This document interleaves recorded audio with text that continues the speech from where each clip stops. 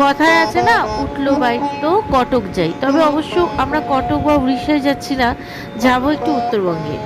সেই কারণে উঠলো বাইক তো কটক যাই কথাটা বলছি, কারণ হঠাৎ করেই সাডেন ঠিক করলাম যে একটু ঘুরতে যাব। তো ট্রেনের টিকিট পাওয়া সম্ভব না, হঠাৎ হঠাৎ প্ল্যান করলে কখনোই ট্রেনের টিকিট পাওয়া যায় না।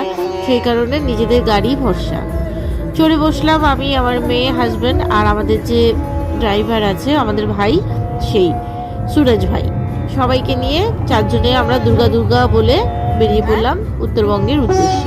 তবে অবশ্য আজকের জার্নিটা মারাত্মক ছিল, প্রায় 15-16 ঘন্টা জার্নি উত্তরবঙ্গে, মানে শিলিগুড়িতে পৌঁছাতে। আজকে শিলিগুড়িতে আমরা স্টে করব, তারপরে অবশ্যই পরের দিন কোথায় যাব সেগুলোই ছোট ছোট ভিডিও করে আপনাদের সাথে অবশ্যই শেয়ার করব।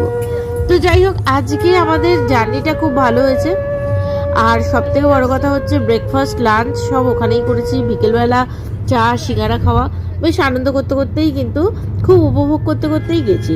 আর সব থেকে মজার একটা জিনিস হলো, এখানে রাস্তার ধারে প্রচুর আম গাছ, আম বাগান, আর আম ভর্তি ভর্তি হয়ে রয়েছে। মানে আমি দেখলাম বাগান, মানে গাছ থেকেই আম পেড়ে সবাই বিক্রি করছে আর রাস্তায় সবাই কিনছে, আমরাও কিনেছিলাম। তবে একদম হাইওয়ের ধারে একটা আম গাছ থেকে এত পাকা আম ঝুলছে, সেটা অবশ্যই আমি পেরেছিলাম। এইটা লোভ সামলাতে পারিনি, তো একটা আম গাছ থেকে পেরে নিয়েছি।